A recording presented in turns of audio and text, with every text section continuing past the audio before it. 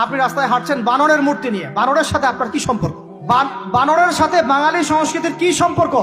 আমরা কি বানর থেকে আসছি? তাহলে বানরের মূর্তি আমি হাটে নিয়ে হাঁটবো কেন? বানর থেকে আসছে কারা? ওই যে শনিবারে যারা মাছ ধরতে নিষেধ করা হয়েছিল তারপরেও মাছ ধরেছে, আল্লাহ পাক বলছেন ওদেরকে বানর বানিয়ে দিয়েছে। জানেন না এটা? একটা প্রজন্মকে আল্লাহ বানর বানিয়ে দিয়েছিলেন, কোরআনে দলিল আছে। আমরা কি সেই প্রজন্ম? তাহলে বানরের মূর্তি নিয়ে রাস্তায় হাঁটবো কেন? কেন আপনি পেঁচার সাথে আপনার কি সম্পর্ক?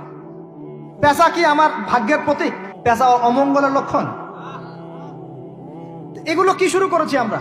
না আমরা মুসলমান হতে পেরেছি ঠিক মতো, না বাঙালি হতে পেরেছি ঠিক মতো। ঢাক, ঢোল, ডুগি, তবলা কি শুরু করেছেন আপনারা? আসলে আসলে বাঙালি সংস্কৃতি বলতে কি বোঝাচ্ছেন? এত বাঙালি বাঙালি করে চিৎকার করেন, তাহলে আপনি এগুলো পড়ছেন কেন? কথা বলেন। আমাদের বাপ দাদারা বাঙালি ছিলেন, খাঁটি বাঙালি, তাহলে আমরা কেন এখন জয়ীফ বাঙালি হলাম কেন? জাল বাঙালি হলাম কেন? আমাদের সংস্কৃতির মূল জায়গাটা কই? পাঞ্জাবি পায়জামা তো পড়ছেন না, এটা আমাদের সংস্কৃতি ছিল। সংস্কৃতি দেখেন, সংস্কৃতি কি ছিল আমাদের? আমাদের বাপদাদাদের যুগটা চলে যান, ওই ফজরের আগে তারা ঘুম থেকে উঠতেন।